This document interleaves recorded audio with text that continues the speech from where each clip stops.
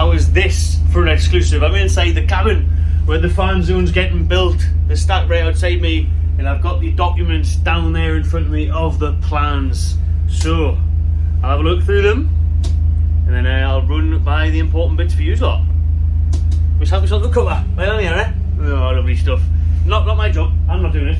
But kind lads let us in. Won't catch me on the old diggers. Yeah? Not a bit of me, that. Hello everyone, welcome back to the Magpie Channel TV. Welcome to the Stack Fan Zone.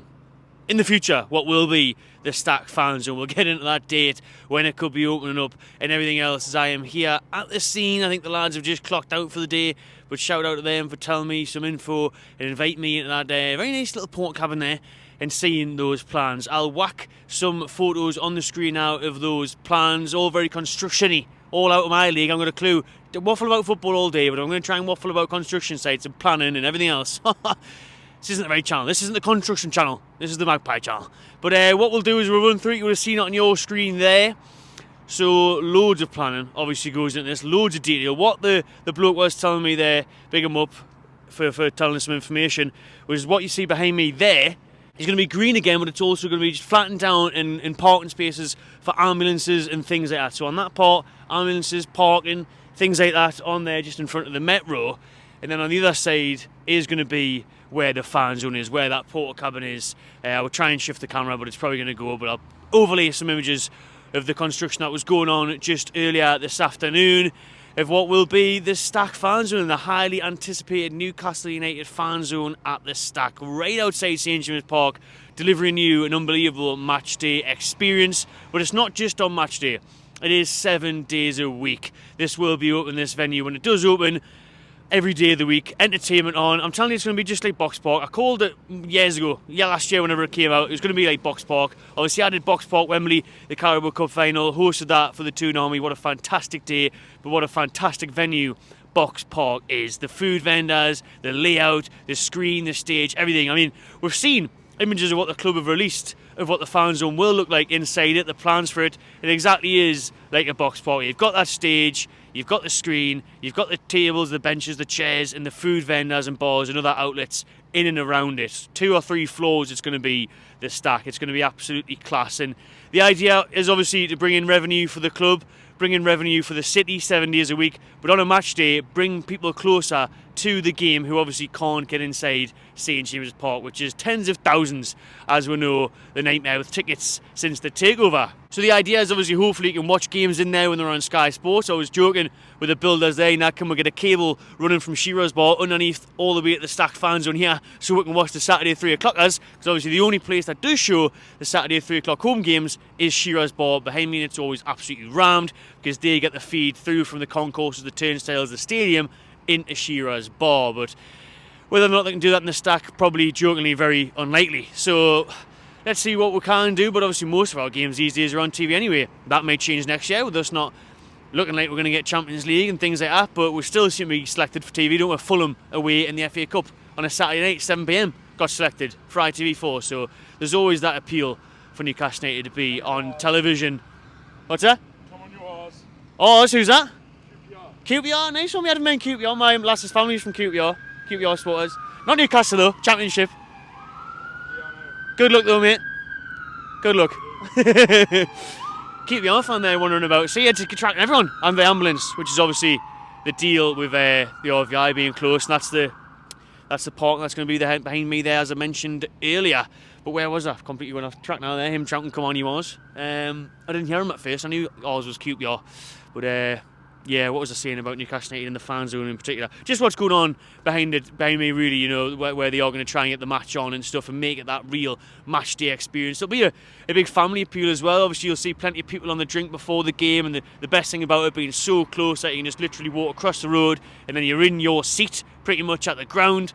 But for people who are bringing their families, the kids, big days out, big experiences on the match day, I'm sure. More on that to come in the future, which I can't reveal certain things just yet about what will definitely be happening at Stack. But, you know, Darren Neils has dropped hints. He said things like, we'll put on events for Newcastle United fans, so maybe that'll be player talks, maybe that'll be Q&A sessions, maybe that'll be loads of live events linked to the club and to give that real connection back to the supporters, to their beloved Toon. But as you can see behind me, work has begun in the last week or so. I was here last week, actually. I'll put them shots on the screen now, and a lot of it's been done just since then, to be honest. They've sorted things out, flattened things down a bit, big piles behind me and whatnot. So there's loads already going on, and there will be a lot more over the next few months. The setbacks have obviously been identified. You know, the original planning date for this was going back November, December, and they were hoping it was going to be open in the new year. What we're hearing now is looking at around May, June time. They're going to really try and push for it to be open for the end of the season. If we could even just get the last game of the season here, it'd be brilliant. FA Cup final maybe, eh? What about that? FA Cup final, they want to build for then. Want to be able to show that game live when we've got FA Cup final business, yeah? But it's going to be tough. It is going to be tough to get this wrapped up before the summer, before Eels was trying to say April, May. I'll be surprised and hope that it's done by June, to be honest, from what I've been speaking to the blokes who are working on the site here behind me. But obviously a big plus for them will be the Euros this summer, so if they can get it open in time for that, you know, your June, July time, then they'll be able to get some money rolling in for the Euros. So obviously England kick off their Euro 2024 campaign over in Germany then, so if they can get a little summer fan zone going here or whatever, that would be good for people to enjoy as well. But we've got to get this up as soon as possible to get some revenue into the club so we can start buying players. As Daniel's touched on that, you know what I mean? This is a big bonus and a big part of why they're doing this, by why the club did buy this land back for 12.4 million after Mike Ashley sold it for 9 million. Newcastle United bought it back under the new ownership, and this is a fantastic plan and a brilliant way to bring fans closer to the stadium and get involved in events. I'm hoping the sound's okay, because as you can see, the lads haven't clocked off early. They haven't. Well, I'm not saying early. What time is it now? Nearly 4 o'clock. So to be fair to them, they might have been grafting dead early. Didn't ask them the work shift, but they're not clocking off just yet. They're working behind me there, and obviously there's just 2 of them there now. There was a lot of them earlier on over there, and they said the big shots, you know, from the site, the Stack people, the Newcastle United representatives were all here yesterday as well, planning and talking and organising what's going on behind me. Personally, I'm absolutely buzzing for it. I cannot wait until this Stack opens. I'll be here more than just on match days. I'll probably pop down here during the week if they've got events on. I'll be popping down here just for a drink now and again. If I'm filming a video at the stadium, I'll pop in. There'll be quality food advantages in there. I love me scran, so I'll be in here as well. So I can't wait for it to open. It's exactly what we need around here. We can't get the stadium expanded just yet.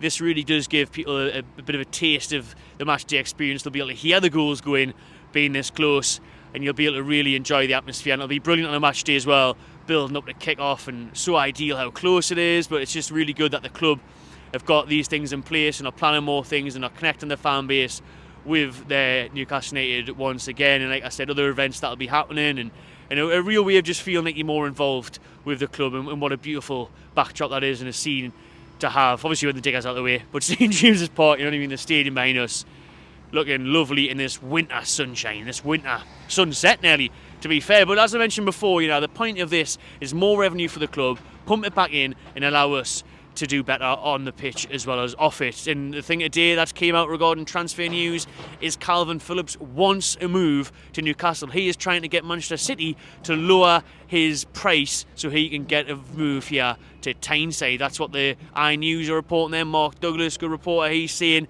that Newcastle United are still trying to get Phillips. Palace and the rest of them are interested as well, but Calvin Phillips wants to move to Newcastle United more than anywhere else. We see that last week, warming up for Man City, loved it, loved the feel of it, loved the war flags, loved the atmosphere, and he fancies it and he wants it because he needs, we mentioned the Euros before, if he's going to be on that plane, even though Southgate loves him and always picks him no matter how often he plays, he'll want to get some minutes on his belt and get his fitness up, and that'll obviously definitely get him a chance of being on that plane to Germany.